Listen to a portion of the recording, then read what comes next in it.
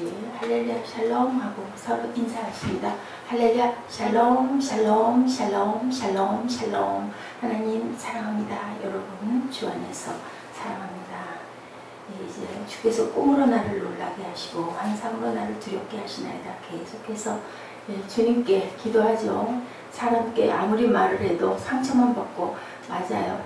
그거 우리가 이 욥기를 통해서도 더더군다나. 그런데 속이 답답하니 하나님께 기도를 해도 하나님께. 그래서 어저께 길손주 목사님 그 얘기, 손양원 목사님 얘기, 그 아들 둘을 공산당에게 그 눈앞에서 죽임을 당하고 그 공산당 아들 죽인 공산당을 아들을 삼고 양자를 삼아가지고 기르고, 그리고 또한 하나님의 길을 가게 한 그 손양원 목사님, 나는 못합니다. 지금도 또 마찬가지 얘기할 때만 몸에서 전율이 일어나는데 그렇게 되기까지, 그죠? 그 과정을 우리가 모르는 거죠. 얼마나 많은 피를 토하는 기도를 해서 그렇게 바뀌었겠습니까? 그렇게 해야겠다라는 마음을 먹을 때까지 엄청난, 또 그래도 할 수 없는 그 일을 하셨어요. 그렇게 하나님께서 꿈으로 나를 놀라게 하시고 환상으로 나를 두렵게 하시나이다. 하나님은 사람으로 하여금 그의 행실을 바라게 하시고 교만을 막으시려고 꿈이나 환상으로 교훈하실 때가 있죠. 보여주실 때가 있어요. 때가 있으신 것 같아요. 그리고 어떤 큰 일이 있기 전에는 기도할 때 하나님께서 우리에게 알게도 하시고 깨닫게도 하시고, 그것을 우리가 말씀 중에 또한 접목을 해서 귀하게 잘 깨닫고 또 대비할 거는 대비하고 갈 줄 알아야 되는 거죠. 영적인 민감성, 하나님께 집중하고 있으면 우리가 사랑하고 사람들끼리도 연애하고 누구하고 아주 친하고 귀하게 가깝게 지낼 때 어때요? 그 사람 생각 많이 하면 텔레파시가 통했다라고 얘기를 하죠. 이런 것처럼 하나님 사람을 감찰하시느니 아버지께서는 졸지도 주무시지도 아니하시고 영이신 아버지시기 때문에 우리의 모든 것을 다 아신다라는 거죠. 하나님은 우리 안고 일어섬을 아시며 멀리서 우리의 생각을 아시고, 또 뿐만 아니라 우리는 모든 행위와 혀의 말을 알지 못하는 것이 하나도 없으십니다. 시편 139편 2절에서 4절에 이렇게 증거하고 있습니다. 욥기에도 34장 21, 2절에 그는 사람의 길을 주목하시며 사람의 모든 것을 감찰하시니 행악자는 숨을 만한 흑암이나 사망의 그늘이 없다. 이 말씀 굉장히 두려운 말씀이에요. 우리가 항상 하나님께서 어떤 것도 다 보고 계신다라는 마음으로, 또 보고 계시기 때문이 아니라 그것이 우리 몸에 배서 온전하게 하나님 보시기에 옳고 보기에 예쁜 모습들이 돼가고 있습니다. 시편 7장 9절 악인의 악을 끊고 의인을 세우소서. 의로우신 하나님이 사람의 마음과 양심을 감찰하시나이다. 그래서 우리가 양심에 찔린다고 그러지 않습니까? 잠언 21장 2절 사람의 행위가 자기 보기에는 모두 정직하여도 야훼는 마음을 감찰한다. 그렇게 정직한 사람 하나도 우리 마음에요. 그렇게 행해도 속에는 요만큼의 어떤 여지를, 그죠? 요만큼의 어떤 내 유익을 구하는 부분이 사람 안에는 있습니다. 그것을 본인이 무의식일 때도 있지만 거의는 알죠. 예레미야 11장 20절 공의로 판단하시며 사람의 마음을 감찰하시는 만군의 야훼여 나의 원통함을 주께 아뢰었사오니 그들에게 대한 주의 보복을 내가 보리이다. 나는 못해요. 나는 못하니 하나님 이러이러한 일, 쉬운 얘기로 아이들이 부모님에게 선생님에게 이르는 것과 같이 우리도 그런 아프고 원통한 일은 아버지께 아뢰야 되겠죠. 세상에는 별의 별들들 하루아침에 집이 무너지고, 그죠? 사람이 감옥에 갇히기도 하고, 그럴 일을 어젯밤에 잠들 때 잠자리에서 알았겠느냐는 거죠. 정말 저도 하루를 이렇게 살펴보면 어떤 일 때문에 시간이 매여가지고 그냥 그저 정오까지 그것 때문에 그게 풀리질 않아서 어떤 사건이 걱정, 근심, 놀라지 말라고 하시는데 우리는 맨날 놀라고 항상 근심하죠. 뭐 잃어버렸다고 난리를 치고 찾아보니 나중에 보니 집에 떡이 있어요. 그럼 그동안의 그 시간들, 마음 졸인 거, 마음 아파한 거, 또 누가 어떻게 했을까 하고 의심한 거 모두 다 죄입니다. 아버지 말씀과 뜻대로 그저 누군가가 먹었나 먹겠지, 잘 먹겠지, 이렇게 내 마음을 비워버리면 되는데 자꾸 생각하게 되죠. 그리고 자꾸 또 다시 찾아보게 됩니다. 감옥과는 전혀 어울릴 것 같지 않은 사람이 유치소에 있던 연락을 받을 수도 있어요. 근데 그 감옥 가보면은 그렇다고 그러죠. 밖에 오히려 더 많이 범법자들이 많은데 뭐 운이 나빠서 재수가 없어서 우리가 대표로 걸려 들어왔다. 예, 오히려 우리들이 더 떳떳하다. 왜냐하면 예, 우리가 잘못한 것에 대가를 받으니까 이런 얘기들도 합니다. 교통사고가 나서 다른 사람을 치여서 사망케 하고 감옥에 가는 일은 이 시대를 사는 우리 모두의 가능성, 그렇죠. 누구를 치이고 싶고 누구에게 상처내고 싶은 사람은 없습니다. 특히나 운전은 내가 아무리 방어를 해도 예, 그죠. 상대방 차가 내게 뛰어들 수도 또 있어요. 세상에는 가뭄이 있는가 하면 홍수가 있죠. 15절에도 그렇게 증거하죠. 같은 시간에도 지구 이쪽에서는 물이 없어 난리고 저쪽에서는 물이 너무 많아 넘쳐서 난리인 거예요. 물 때문에 아우성을 합니다. 물이 부족한 게 아니고 분배가 부족할 뿐이라는 거죠. 하나님이 다스리는데 왜 이런 일이 일어날까? 속고 속이는 것이 가득한 세상. 16절이죠. 속여야 이익이 있기 때문에 자꾸 속이죠. 그걸 잘하는 사람은 이익을 구하는데 결국은 어디로 갈까요? 그죠? 그걸 생각을 해요. 세상에 우리가 잘 살고 잘 먹고 잘 살고 잘 누리면 하나님을 생각하지 않으니 예, 우리가 그게 부족한 것도 하나님께 구하는 것도 은혜이고 감사다라는 생각을 해야 됩니다. 하나님이 계시는데 왜 속이는 자가 잘 돼서 더욱 속이는 사람이 많을까? 어제까지도 지혜로운 사람이 수치스럽게도 되고 믿었던 재판관이 어리석게 판단하기도 한다라고 17절에도 예, 모사를 벌거벗게 끌어가시고 재판정을 어리석은 자가 되게 하시고 왜 이런 일들이 일어날까? 세상은 믿을 것이 없기도 하다. 가장 비극적인 것은 예, 우리 그 목회자들도 수치스럽게 행동하는 사람들 너무 가슴이 아프죠.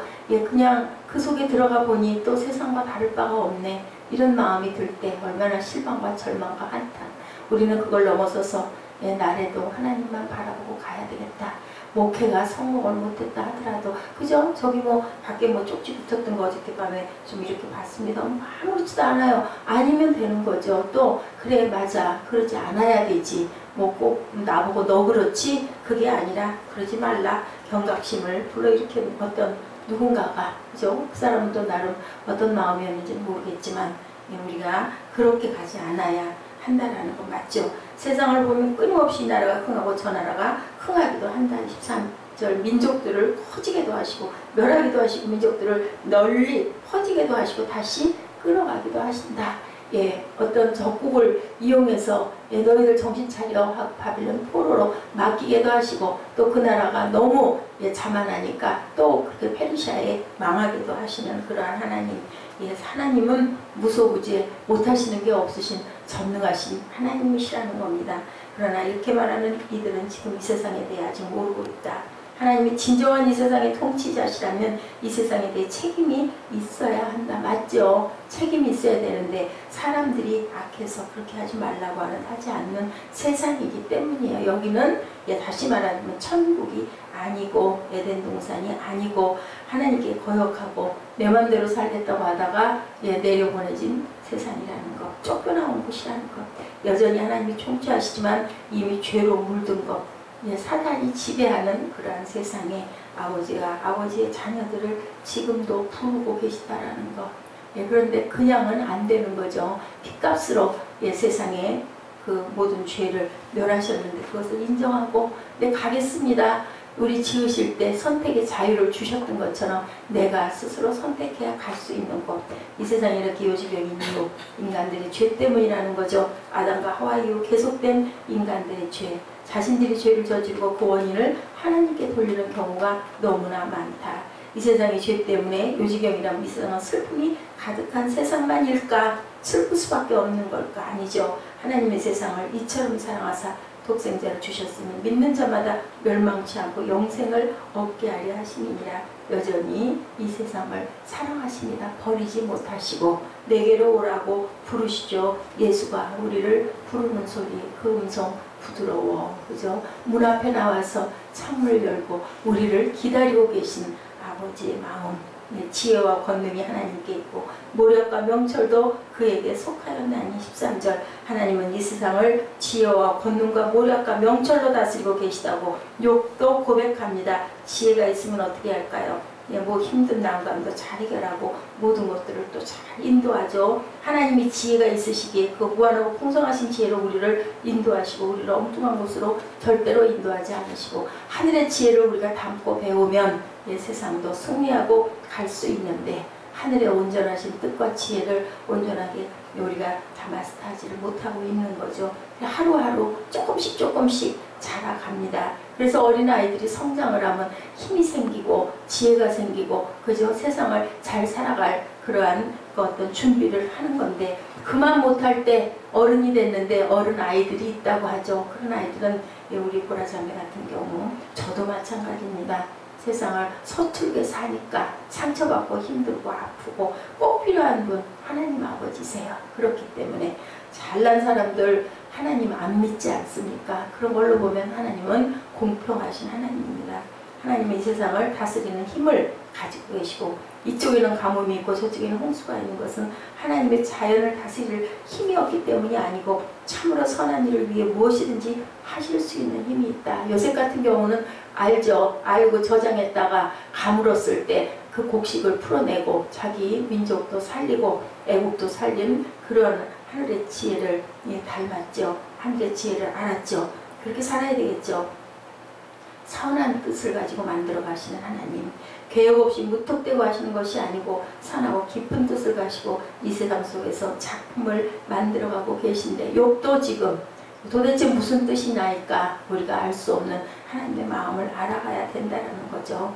명철이 이 세상을 다스림에 있어 참으로 무소부재하시고 못하는 것이 없으신 아버지, 공평하신 아버지, 혹 악한 자가 번영하여도 그것이 하나님의 명철하지 않기 때문이 아니고 아직 그가 벌받을 때가 아니기 때문에, 그리고 공평하신 하나님이 세상에서 그렇게 세상을 너무 잘 알아서 세상을 지배하면서 내 유익과 내 것으로 챙긴 사람들 결국은 어떻게 될 것인가, 1억을 벌어 그 1억을 네가 어떻게 쓸래 하고 바라보고 계시다는 거죠. 죄로 물든 요즘 같은 이 세상에 사는 것이 때로는 괴롭고 때로는 슬프지만, 그래서 진짜 때로는 더 이상 살고 싶지 않아지기도 하지만, 하나님의 사람은 그 속에서 하나님의 지혜와 권능과 권력과 모략을 배우라고 오늘도 저희를 부르시고 보여주고 계시는 것, 그것을 우리가 바라볼 줄 알아야 된다. 욥기를 통해서 우리가 어떻게 하나님의 마음을 깨닫고 알고, 욥처럼 정말 그렇게 착하고 선하고